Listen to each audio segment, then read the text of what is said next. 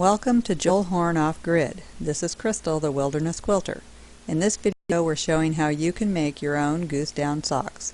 If you're interested in DIY backpacking and other projects, be sure to subscribe and click on the bell so you're notified when we upload more gear-related how-to videos.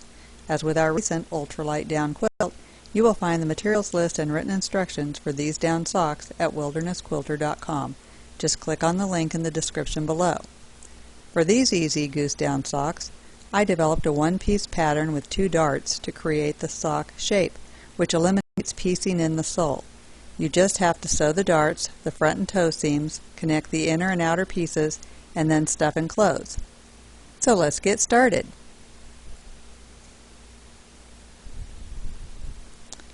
First, cut 4 sock pieces from calendared nylon. Note that each piece is cut on the fold. Instead of pinning my pattern piece to the nylon, I used my quilter's ruler to hold the pattern in place. You can either pin within the seam allowance or use whatever you have handy as pattern weights.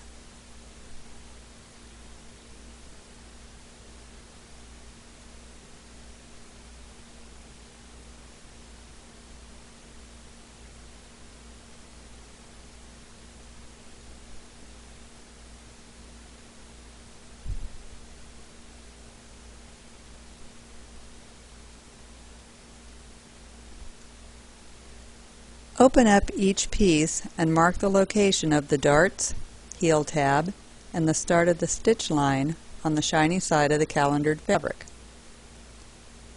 Although I used the same color for both the inside and outside, I'd recommend using different colors if possible to make construction even easier.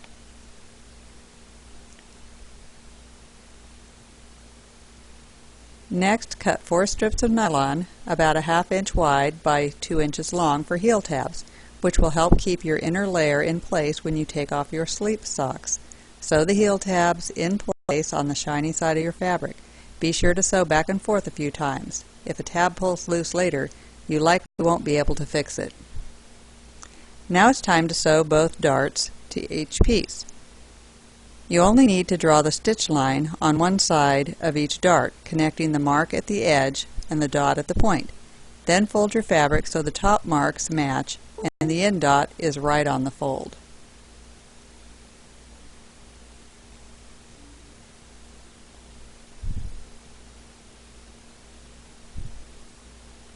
Sew along your marked stitch line, backstitching at both ends.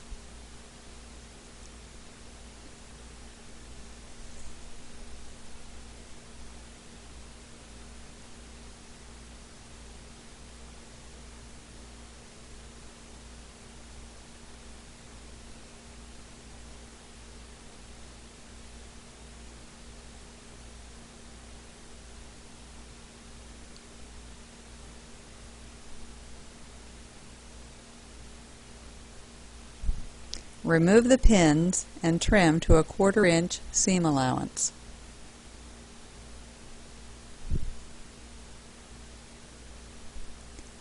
And this is how your heel area should look. On each outer sock piece, fold in half with the right sides together, matching the top, toe, and dart seams. You can pin the whole length within the seam allowance if you like, but just one pin at the dart seams may be enough.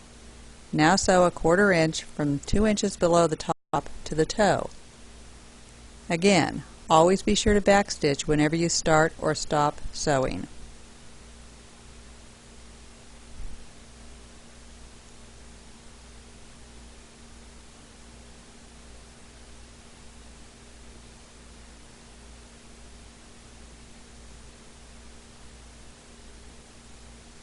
Then match up the toe, centering the seam on the tab. Sew a 1/4 inch seam there as well. You might have to fuss with it a little to get the toe area aligned. Just be patient and use a few pins to hold everything in place. As you can see, I'm using fork pins, but regular straight pins will work just fine too.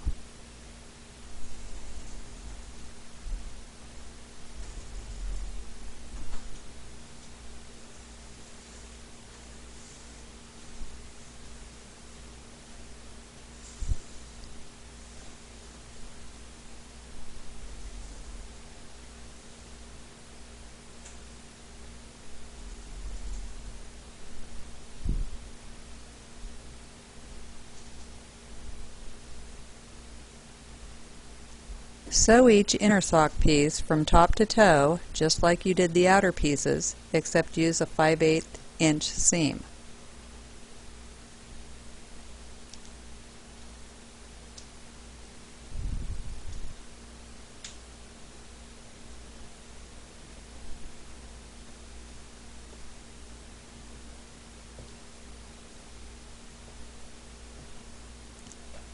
Trim the seam allowance down to 1/4 inch after sewing.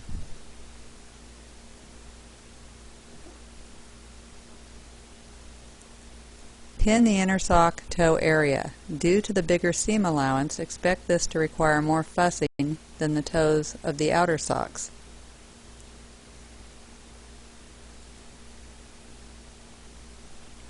Sew a 5/8 inch seam across the inner sock toe. You can use a seam ripper or a pencil or other pointed object to help you guide the fabric.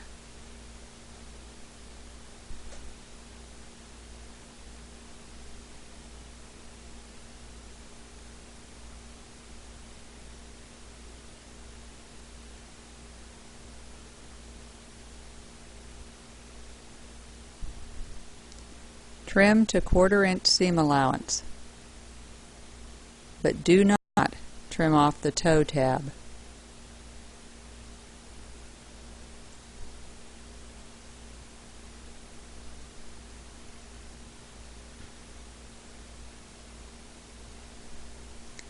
Now turn your inners and outers right side out. With right sides together, match up an outer with an inner at the top front and sew them together from the top edge down to the front seam 2 inches below.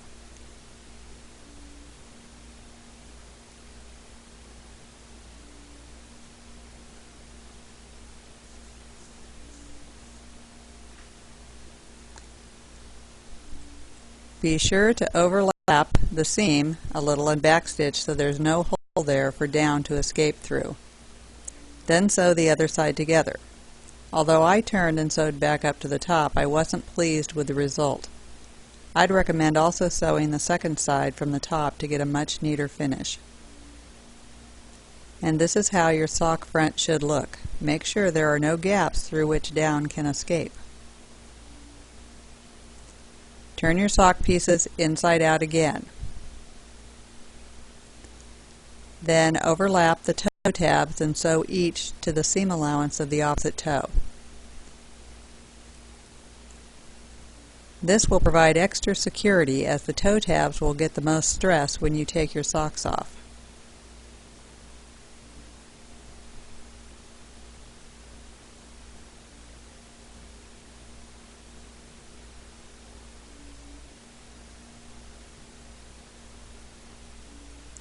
Making sure that your sock pieces are aligned correctly, overlap the heel tabs and sew them together. I recommend sewing 2 lines of stitching across the tabs.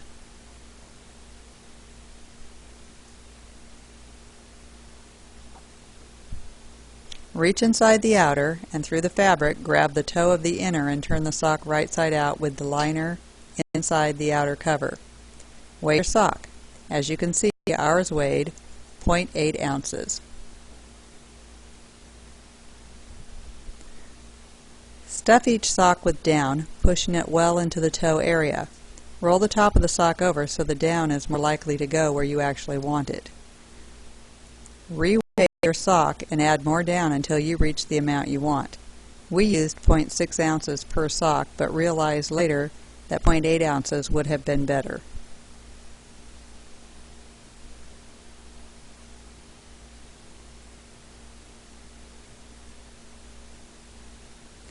Continue stuffing and weighing, stuffing and weighing.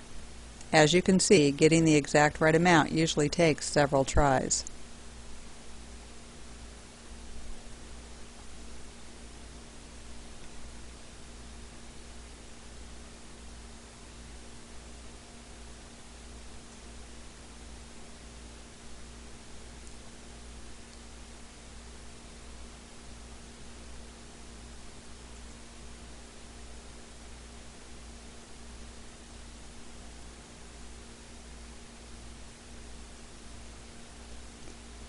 Here I'm setting my seam guide to 1.5 inches. If you don't have a seam guide, you can draw a line on your sewing machine or mark the seam line with a strip of painter's tape. Align your inner and outer at the top edge and pin. Remember that the inner is smaller than the outer, so you should have some fold over of the outer fabric on both sides of the front. Sew the top closed 1.5 inches from the edge.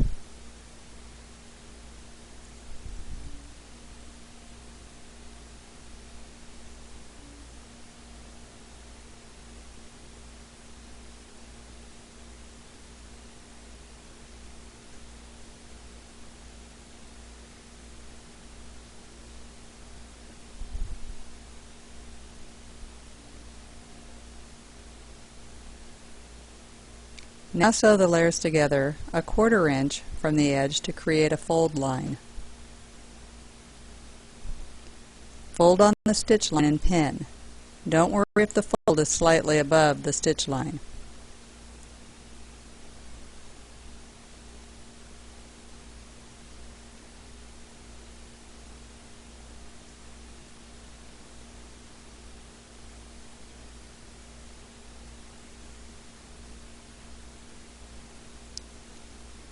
Now sew down the raw edge.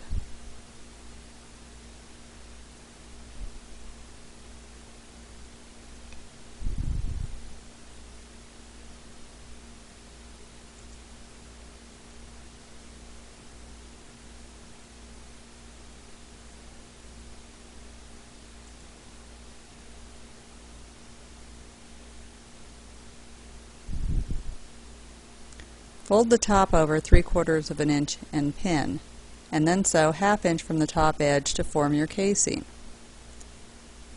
Or, if you're a little OCD like me, you can turn the sock inside out like I did, and then fold and pin so you can sew right on top of your previous stitch line.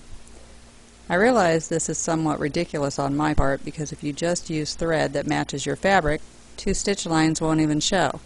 But I'd still have to turn it so I could sew exactly over the other line anyway.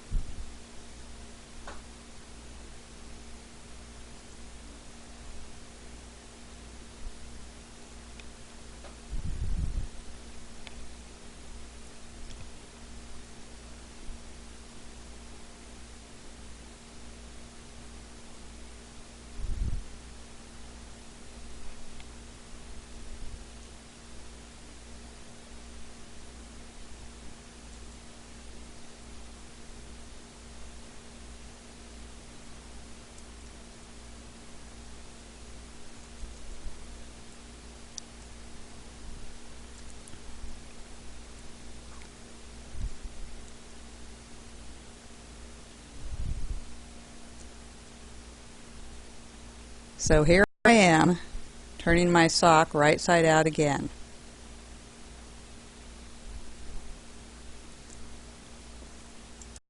But doesn't it look pretty? Totally worth it. Now run shock cord through the casings. Although we didn't, you can attach the cord to a safety pin or bodkin to make feeding it through a little easier.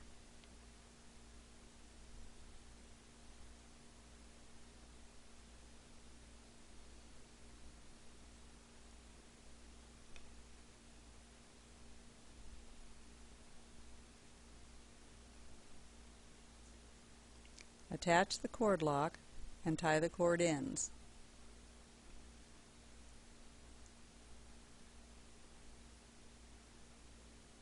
Then pat your sock until you get the down evenly distributed.